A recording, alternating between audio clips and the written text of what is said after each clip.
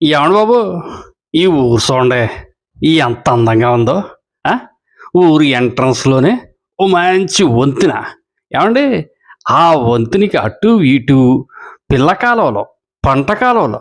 ఆహాహాహా! ఇంకా ఊళ్ళోకి వెళ్ళి కొలిదినండి, ఇంకా రెండు కళ్ళు చాలవండి బాబు. ఊరు అంత అందంగా ఉంటుందండి. ఎవడిగా ఊరు ఎంట్రన్స్ మనం దాటిన వెంటనేనండి ఓ పెద్ద చెరువు అండి. ఆ చెరువుకి ఎదురుగున ఉంటారండోయ్ ఎవరనుకుంటున్నారు? అదేనండి మన భారత రాజ్యాంగ నిర్మాత డాక్టర్ బాబాసాహెబ్ అంబేద్కర్ గారు నిలువెత్తు విగ్రహం మనకక్కడే దర్శనమిచ్చేస్తదండి. మరి అక్కడి నుంచి కొంచెం ఎదరకెళ్ళామంటే ఇంక 2 కళ్ళు చాలవండి. మతి పోద్దనుకోండి. ఈడెవడ్రా బాబు ఇలా చెప్పేత్తన్నాడు ఊరి పేరు చెప్పకుండా అని చెప్పేసి మీరు నన్ను తిట్టుకుంటున్నారు కదండీ! అక్కడికే వస్తున్నానండి. ఈ ఊరి పేరు ఏంటనుకుంటున్నారు?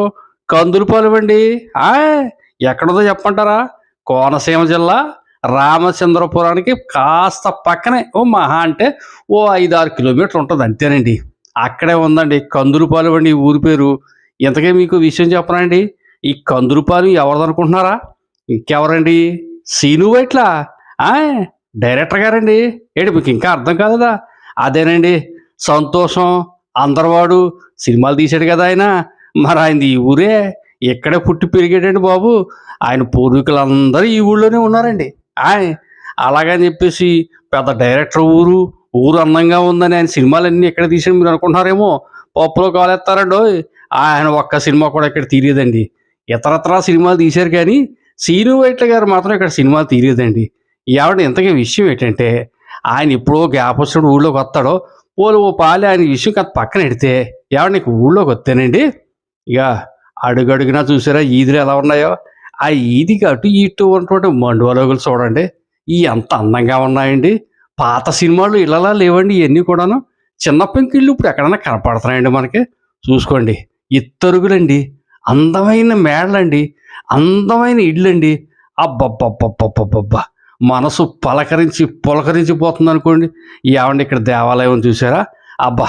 ఎంత ప్రశాంతంగా ఉంటదండి ఈ దేవాలయం. ఈ దేవాలయం ఎదురుగుండానండి పెద్ద చెరువు ఉంది చూడండి. ఇదిగో ఈ చెరువు కాడండి మరి పుణ్యస్థానాలు జరుగుతూ ఉంటాయండి. పెద్దలందరూ కూడా ఇక్కడ ప్రశాంతంగా కూర్చుంటూ ఉంటారండి. మరి ఇక్కడ కట్టుబాట్లే వేరండి. ఏవండీ ఇగో రోడ్డుకి అటు ఇటు పచ్చదనం చూడండి. తెగ పచ్చగా మెరిసిపోతుంది చూసారా? మనం నడిచి వెళ్తూ ఉంటే అండి ఎక్కడా కూడా మనకి కాలుష్యం అనేది కనపడదండి.